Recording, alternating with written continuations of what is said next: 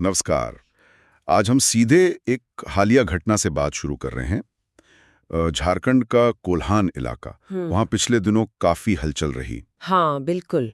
9 सितंबर 2025 की बात है। हाँ, 9 सितंबर को चाईबासा में हजारों लोग सड़कों पर थे। एक बड़ी जनाक्रोश रैली थी। मानकी मुंडा संघ ने नेतृत्व किया था इसका। और निशाना कौन थे? पश्चिमी सिंहभूम के उपायुक्त डीसी साहब। बिल्कुल। और मांग सीधी थी, 48 घंटे में डीसी को हटाएं, नहीं तो चक्का जाम। तो सवाल यह है कि आखिर इतना गुस्सा क्यों? ये सब है क्या? देखिए, ये गुस्सा सिर्फ एक घटना का नतीजा नहीं है, इसकी जड़ें काफी गहरी हैं। अच्छा। हाँ, ये जुड़ी हैं कुल्हान की सदियों पुरानी पारंपरिक स्वशासन व्यवस्था से। मानकी मुंडा व्यवस्था कहते हैं इसे। मानकी मुंडा व्यवस्था, हाँ सुना है इसके बारे में। हाँ। ये हो आदिवासी समुदाय की अपनी शासन प्रणाली है ना? जी बिल्कुल, उन्हीं की व्यवस्था है ये। और इसका इतिहास, जैसा मैंने कहा, काफी लंबा और कह सकते हैं थोड़ा पेचीदा भी है। तो आज इसी पेचीदा विषय को समझने की कोशिश करेंगे और इसके लिए हमारे पास कई तरह के स्रोत भी हैं। हाँ, जानकारी काफी है। जैसे चाईबासा के विरोध पर तो ताज़ा खबरें हैं ही, प्रभात खबर, आज़ाद रिपोर्टर वगैरह के रिपोर्ट्स। और इस व्यवस्था के इतिहास पर, ये कैसे काम करती है, इस पर भी अच्छे लेख हैं। इंडियन एक्सप्रेस में, स्टडी झारखंड पीएससी के नोट्स में, करियर फाउंडेशन में भी जानकारी है। और फिर वो मुद्दे भी हैं आदिवासियों के भूमि अधिकार, पेसा कानून, इन पर भी Drishti IAS, Adivasi lives matter, TV nine Bharatvarsh, ETV Bharat, इनसे भी जानकारी मिली है। बिल्कुल। तो आज हमारा लक्ष्य यही है, इस पारंपरिक व्यवस्था को समझना, ये जो हाल में विवाद हुआ इसकी तह तक जाना, और ये देखना कि झारखंड के आदिवासी समुदायों और वहाँ के शासन के लिए इसके क्या मायने हैं, मतलब इसका व्यापक महत्व क्या है। सही कहा, क्योंकि ये सिर्फ कोई प्रशासनिक खींचतान का मामला नहीं लगता। नहीं, बिल्कुल नहीं। ये पहचान, अधिकार, परंपरा, सबसे जुड़ा एक बहुत ही संवेदनशील मुद्दा है। तो चलिए शुरू करते हैं उस दिन से। 9 सितंबर, चाईबासा में हजारों लोग सड़क पर, 48 घंटे का अल्टीमेटम। ये तो मतलब बहुत सीरियस बात लगती है। हाँ, गंभीर प्रतिक्रिया थी ये। उपायुक्त चंदन कुमार पर इतने सीधे आरोप क्यों लग रहे थे? क्या थी प्रदर्शनकारियों की मुख्य चिंताएं? आरोप तो काफी गंभीर थे। मुख्य बात ये कही जा रही थी कि डीसी जो है वो पारंपरिक स्वशासन व्यवस्था को कमजोर कर रहे हैं, उसमें दखल दे रहे हैं। दखलंदाजी का आरोप। हाँ, और एक खास नाराजगी इस बात पर थी कि उन्होंने कथित तौर पर असंवैधानिक तरीके से कुछ मानकी मुंडा और डाकुआ को बर्खास्त करने का फरमान जारी किया है। डाकुआ? वो कौन होते हैं? डाकुआ पारंपरिक संदेश वाहक होते हैं इस व्यवस्था में, तो उनको भी हटाने का आदेश था, ऐसा कहा गया। अच्छा, इसीलिए हटाने की मांग उठी? और चक्का जाम की चेतावनी। जी, और राष्ट्रपति के नाम एक ज्ञापन भी सौंपा गया। उसकी कॉपियां फिर केंद्रीय गृह मंत्री, मुख्यमंत्री, राज्यपाल सबको भेजी गईं।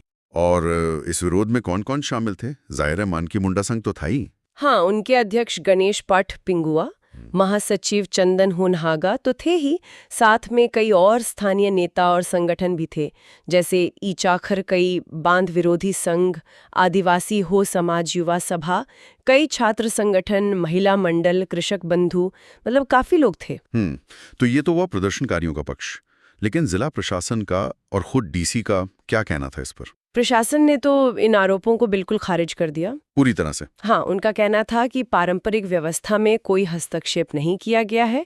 वंशावली जारी करने का अधिकार वो मुंडा और मानकी के पास ही रहेगा, जैसा पहले था। अच्छा। और अगर मान लीजिए मुंडा नहीं है तो मानकी करेंगे, और अगर दोनों ही नहीं है तो पारंपरिक तरीके से ही प्रक्रिया होगी। प्रशासन ने तो उल्टा सोशल मीडिया पर अफवाह फैलाने का आरोप लगाया और कहा कि ऐसे लोगों पर कार्रवाई होगी। उन्होंने ये भी बताया कि हाल के महीनों में ग्राम सभा के जरिए जो खाली पद थे मानकी मुंडा के, हाँ, कुछ पद खाली थे शायद। हाँ, पश्चिमी सिंहभूम में करीब 200 पद खाली थे, जिनमें से 50 हाल ही में भरे गए थे। तो प्रशासन ने कहा कि वो तो पदों को भरने का काम तेजी से कर रहे हैं। और बर्खास्तगी वाले आरोप पर? उस पर उनका तर्क था कि ये हुकूकनामा के तहत होता है, मतलब जो पारंपरिक नियमों का दस्तावेज है। ये एक न्यायिक प्रक्रिया है। अच्छा, कोई कानूनी प्रक्रिया है? हाँ, जिसमें कुल्हान अधीक्षक और पारंपरिक न्याय पंच की रिपोर्ट लगती है, उसके बाद ही कोई कार्रवाई होती है, वो भी अगर शिकायत सही पाई जाए। ऐसा नहीं कि डीसी ने सीधे आदेश दे दिया। तो प्रशासन कह रहा है सब नियम से हो रहा है, फिर भी इतना बड़ा विरोध, कहीं ना कहीं कोई गैप तो है, कम्युनिकेशन गैप या भरोसे का गैप। प्रशासन के हिसाब से ये विवाद शुरू कैसे हुआ आखिर? प्रशासन ने 2 मुख्य शिकायतों का जिक्र किया था। एक शिकायत कुछ SCBC समुदाय के लोगों की थी, खासकर गोप समुदाय। क्या शिकायत थी? उन्होंने शिकायत की थी कुछ मुंडा उन्हें पारंपरिक पशुपालन के अलावा दूसरी आजीविका अपनाने से रोक रहे हैं। अच्छा। और दूसरी शिकायत एक गांव से थी जहां मुंडा साहब काफी लंबे समय से अनुपस्थित थे, तो ग्रामीणों को जरूरी दस्तावेज जैसे वंशावली वगैरह मिलने में दिक्कत हो रही थी। और इन्हीं शिकायतों के बाद वो 9 सूत्रीय निर्देश जारी हुए जिन पर इतना बवाल हुआ? हाँ, प्रशासन का यही कहना है कि इन्हीं शिकायतों के बाद पारदर्शिता लाने के लिए वो 9 सूत्री निर्देश जारी किए गए थे। उसमें था क्या मुख्य रूप से? उसमें मुख्य रूप से मुंडाओं को उनकी जिम्मेदारियों की याद दिलाई गई थी, जो 1837 में अंग्रेज अफसर विल्किंसन ने रिकॉर्ड ऑफ राइट्स बनाया था, जिसे हुकूकनामा कहते हैं, उसमें जो दर्ज हैं। तो मतलब पुराने नियम याद दिलाए गए? हाँ, लेकिन शायद उसमें आधुनिक कानूनों के पालन पर भी जोर था। प्रशासन का मानना है कि इसी निर्देश को गलत समझ लिया गया। कुछ लोगों ने इसे पारंपरिक अधिकारों में सीधी दखलंदाजी मान लिया और अफवाह फैल गई। समझ गया। तो ये घटना साफ दिखाती है कि कैसे पारंपरिक प्रथाओं और आज की प्रशासनिक जरूरतों के बीच एक तनाव है। बिल्कुल, एक खिंचाव साफ नजर आता है। तो चलिए अब थोड़ा इस मानकी मुंडा व्यवस्था को ही समझते हैं। ये असल में है क्या, कैसे काम करती थी अंग्रेजों के आने से पहले?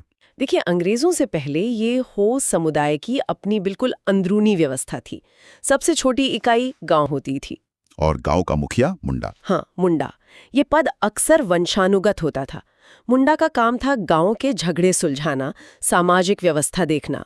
उनके सहयोगी भी होते थे शायद? हाँ, डाकुआ होते थे जो संदेश पहुंचाते थे, और द्यूरी जो धार्मिक प्रधान होते थे, पूजा पाठ अनुष्ठान करवाते थे। और राजस्व या जमीन? नहीं, शुरुआत में राजस्व या जमीन के मामले मुंडा के दायरे में नहीं आते थे, वो बाद में आया। अच्छा, और मानकी ये कौन थे? कई गांवों को मिलाकर आमतौर पर 8 से 15 गांव एक पीड़ बनता था। पीड़? हाँ, पीड़। और उसका प्रमुख होता था मानकी। जो मामले मुंडा नहीं सुलझा पाते थे वो मानकी के पास जाते थे। तो ये एक तरह की ऊपरी अदालत हो गई, कह सकते हैं। और ये व्यवस्था बाहरी हमलों से बचाव के लिए भी संगठित हुई थी, मतलब पूरी तरह से एक आंतरिक प्रणाली थी। फिर एंट्री हुई अंग्रेजों की। यहाँ से चीजें कैसे बदलनी शुरू हुई? हाँ, अंग्रेजों के आने से सब बदला। 1765 में जब ईस्ट इंडिया कंपनी को दीवानी अधिकार मिले बंगाल प्रांत के, जिसमें आज का झारखंड भी आता था। हाँ, दीवानी राइट्स। और फिर 1793 का वो स्थायी बंदोबस्त, परमानेंट सेटलमेंट एक्ट, उसके बाद हालात बिगड़े। कैसे? जमींदारों पर लगान का बोझ बहुत बढ़ गया, तो उन्होंने कोल्हान में आदिवासियों की जमीनों पर नजर डाली लगान वसूली के लिए। इससे टकराव बढ़ा और इसी से विद्रोह हुए। हो विद्रोह, कोल विद्रोह। बिल्कुल, हो विद्रोह 1821-22, फिर कोल विद्रोह 1831-32। ये बड़े संघर्ष थे। अंग्रेजों ने हो आदिवासियों की लड़ने की क्षमता देखी तो उन्हें लड़ाका कोल कहने लगे थे। मतलब सीधा टकराव काम नहीं आया अंग्रेजों के लिए? नहीं, बिल्कुल नहीं। तब उन्होंने रणनीति बदली। उन्होंने सोचा कि इस मानकी मुंडा व्यवस्था को खत्म करने के बजाय इसे मान्यता दे देते हैं। अच्छा। हाँ, और इसे अपने प्रशासनिक ढांचे में शामिल कर लेते हैं। इसे कहते हैं कोऑप्शन। ये तो चालाकी थी। बिल्कुल, उन्होंने कैप्टन थॉमस विल्किंसन को एजेंट बनाकर भेजा।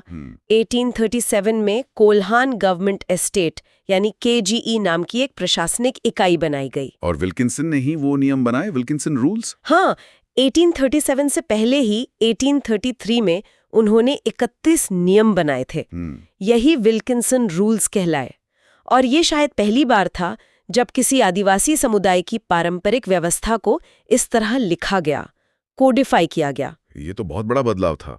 मतलब अंग्रेजों ने इसे खत्म नहीं किया बल्कि अपने सिस्टम का हिस्सा बना लिया। जी। ये विल्किंसन रूल्स आखिर थे क्या जिन्होंने सब बदल दिया? कैसे बदली व्यवस्था इनसे? हाँ, यह बहुत महत्वपूर्ण बदलाव थे। इन नियमों ने पूरी व्यवस्था को ब्रिटिश प्रशासन से जोड़ दिया। देखिए, मुख्य बदलाव क्या हुए? बताइए। पहला, मुंडा और मानकी अब सिर्फ गांव या पीड़ के मुखिया नहीं रहे, वो सरकारी एजेंट बन गए। एजेंट मतलब सरकार के प्रतिनिधि? हाँ, बिल्कुल। दूसरा, उन्हें राजस्व वसूलने की जिम्मेदारी मिल गई, लगान वसूली, जो पहले उनके काम में नहीं था। हाँ, नियम बना कि मुंडा हर हल पर 8 आना वसूलेगा, उसमें से 12 आना प्रति रुपया मानकी को देगा और मानकी फिर सरकारी खजाने में जमा करेगा। और इसके लिए उन्हें कुछ मिलता भी होगा? हाँ, कमीशन तय हुआ। मुंडा को 16%, मानकी को 10% और मानकी की मदद के लिए एक तहसीलदार का पद भी बनाया गया। अच्छा, और क्या बदलाव हुए? तीसरा, उन्हें पुलिस अधिकार भी दिए गए। अपने इलाके में कानून व्यवस्था बनाए रखना। पुलिस वाले काम भी? हाँ, और चौथा, न्यायिक अधिकार भी दिए गए। ग्राम सभा को एक तरह की निचली अदालत का दर्जा मिला। वो 300 रुपए तक के दीवानी मामले सुन सकती थी। लेकिन बड़े अपराध? हाँ, गंभीर अपराध जैसे हत्या, डकैती, वो उन्हें अंग्रेज अफसर यानी कोल्हान सुपरिंटेंडेंट को रिपोर्ट करने होते थे। और जमीन के अधिकार, उनका क्या हुआ? वो भी तय हुए।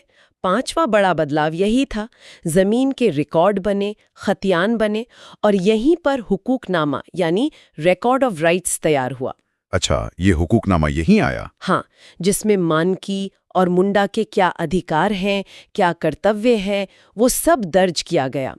इसके बाद 1913-14 और 1932 में फिर से भूमि बंदोबस्त यानी सेटलमेंट हुए। तो इसका मतलब ये हुआ कि जो पारंपरिक व्यवस्था थी उसका पूरा चरित्र ही बदल गया? बिल्कुल, वो अब ब्रिटिश प्रशासन का एक अंग बन गई। और इसका एक बड़ा असर ये भी हुआ कि दिक्कुओं मतलब बाहरी गैर आदिवासी लोगों का कोल्हान में आना बहुत तेजी से बढ़ा। बाहरी लोग आने लगे? हाँ, आंकड़े बताते हैं कि 1867 से 1897 के बीच उनकी संख्या करीब 10 गुना बढ़ गई। साथ ही निजी संपत्ति, रैयत यानी किराएदार, ये सब अवधारणाएं भी आईं जो पहले पारंपरिक व्यवस्था में नहीं थीं। और आपने पहले जिक्र किया था 1964 में आजादी के बाद भी एक बंदोबस्त हुआ था जो विवादित था। हाँ, वो आजाद भारत में हुआ सेटलमेंट था, लेकिन उस पे काफी धांधली के आरोप लगे। स्थानीय लोगों को लगा कि उसमें उनके पारंपरिक अधिकारों को कमजोर किया गया है। तो वो शक और अविश्वास की भावना शायद आज भी कहीं ना कहीं मौजूद है, जो हाल के विवाद में भी झलकती है। तो ये जो विल्किंसन रूल्स थे जो अंग्रेजों ने बनाए, क्या वो आज भी मतलब 21वीं सदी में भी लागू हैं? आजादी के बाद क्या हुआ इनका? देखिए, यही तो एक बहुत ही पेचीदा पहलू है।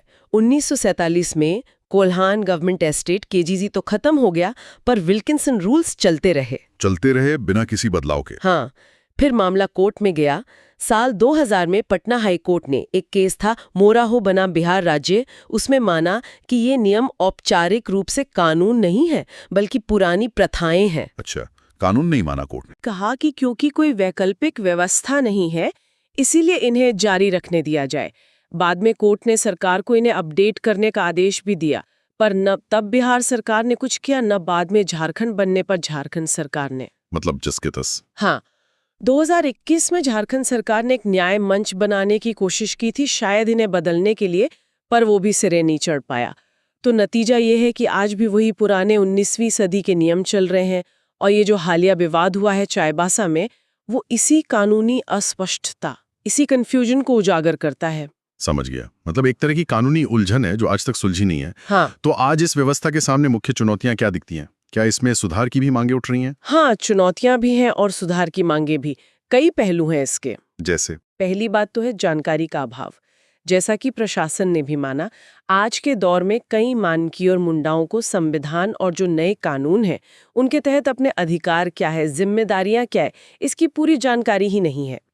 इससे तो उनका असर कम होता होगा। बिल्कुल, उनका पारंपरिक रुतबा, उनकी अथॉरिटी कमजोर हुई है। कई बार युवा पीढ़ी सिर्फ दस्तखत करवाने के लिए ही उनके पास जाती है। और दूसरी चुनौती जुड़ी है ये वंशानुगत पद से। पारंपरिक नेता अक्सर औपचारिक शिक्षा में पीछे रह जाते हैं। अब आज का प्रशासन तो पूरा दस्तावेजों पर आधारित है, तो उन्हें इसमें दिक्कत आती है। तो क्या इसे बदलने की मांग है? हाँ, हो समुदाय के भीतर से ही, खासकर जो युवा वर्ग है, जैसे आदिवासियों युवा महासभा, वो सुधार की बात कर रहे हैं। उनका कहना है कि ये वंशानुगत वाला सिस्टम खत्म होना चाहिए।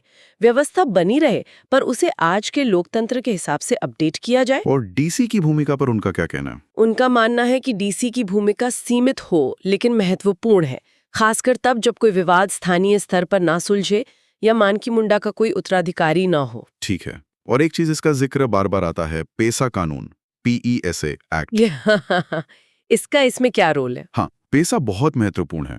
पेसा यानी panchayat extension to scheduled areas act 1996। 1996 का कानून। हाँ, इसे लाया ही इसलिए गया था कि जो अनुसूचित क्षेत्र हैं वहां ग्राम सभाओं को ज्यादा ताकत दी जाए ताकि वो अपने जल, जंगल, जमीन, अपने संसाधन खुद संभाल सकें, पारंपरिक स्वशासन को मजबूती मिले। तो ये तो अच्छी बात है। हाँ, फिर दिक्कत कहाँ है? दिक्कत यह है कि यह कानून झारखंड समेत 10 राज्यों में लागू तो है, पर विडंबना देखिए, झारखंड और ओडिशा भी ने आज तक इसके नियम मतलब रूल्स पूरी तरह से बनाकर लागू नहीं किए हैं, नोटिफाई नहीं किए हैं। अरे, कानून है पर नियम नहीं। हाँ, और ये एक बड़ा राजनीतिक मुद्दा बन गया है। अभी हाल ही में पूर्व मुख्यमंत्री चंपाई सोरेन ने मौजूदा हेमंत सोरेन सरकार पर आरोप लगाया है कि उनमें पैसा लागू करने की इच्छा शक्ति ही नहीं है। ओह, ये तो सीधा आरोप है। हाँ, उन्होंने कहा कि जब वो मुख्यमंत्री थे तो उन्होंने इसकी समीक्षा की थी और ग्राम सभा को आर्थिक रूप से मजबूत बनाने के प्रावधान जोड़े थे, पर ये सरकार उसे लागू नहीं करना चाहती। तो पेसा का ये लागू ना होना, इसका जमीनी स्तर पर क्या असर होता होगा मानकी मुंडा व्यवस्था के संदर्भ में? असर ये होता है कि उलझन पैदा होती है। पेसा का एक मकसद था कि पारंपरिक व्यवस्थाओं और जो नया पंचायती राज सिस्टम है उसमें तालमेल बिठाया जाए। हाँ, मुखिया, वार्ड सदस्य वगैरह। बिल्कुल। लेकिन क्योंकि पेसा के नियम नहीं बने तो जमीन पर अक्सर दो समानांतर या कभी-कभी विरोधाभासी व्यवस्थाएं काम करती दिखती हैं। चुने हुए मुखिया और वार्ड सदस्य अलग और पारंपरिक मानकी और मुंडा अलग। इससे तो टकराव भी होता होगा। हाँ, टकराव भी होता है। कुछ लोग मानते हैं कि ये पंचायत चुनाव पारंपरिक व्यवस्था को कमजोर करते हैं, तो ये स्थिति कंफ्यूजन और टकराव दोनों पैदा करती है। और जमीन का मुद्दा, वो तो हमेशा से ही आदिवासी समुदायों के लिए बहुत अहम रहा है। हाँ, भूमि अधिकार और विकास का मुद्दा शायद सबसे केंद्रीय है। आदिवासियों में ये भावना है, ये डर है कि उनकी पारंपरिक जमीनें, खासकर उनके पवित्र स्थल जैसे सरना स्थल है, जाहिर थान है, हाँ, पूजनीय स्थल, जी, वो विकास परियोजनाओं की भेंट चढ़ रहे हैं। पिछले कुछ समय में कई जगहों पर विरोध प्रदर्शन हुए हैं, जैसे रांची में डोरंडा सिरमटोली फ्लाईओवर रैंप को लेकर विवाद हुआ, या फिर मरांग बुरू, पारसनाथ, लुगु बुरू जैसे जो उनके बड़े पवित्र पहाड़ हैं, उनकी सुरक्षा की मांग उठी है। और सरकार पर क्या आरोप लगते हैं? एक आम शिकायत ये है कि सरकार अक्सर प्रति जमीन जो कि सामुदायिक भूमि होती है उसे सरकारी जमीन बताकर कब्जा कर लेती है या विकास के लिए दे देती है। लेकिन सरकार तो कहती होगी कि वो अधिकारों की रक्षा कर रही है। हाँ, जैसे जून 2024 में मुख्यमंत्री ने अधिकारियों को निर्देश भी दिए थे कि आदिवासी भूमि अधिकारों की रक्षा की जाए, लेकिन जमीन पे असुरक्षित भूमि अधिकार एक बड़ी चिंता बने हुए हैं। और वो CNTSPT एक्ट वाली बात हाँ, छोटा नागपुर टेनेंसी एक्ट CNT और Santal Pargana tenancy act SPT, ये कानून आदिवासी जमीन को गैर आदिवासियों को ट्रांसफर होने से रोकने के लिए बने हैं।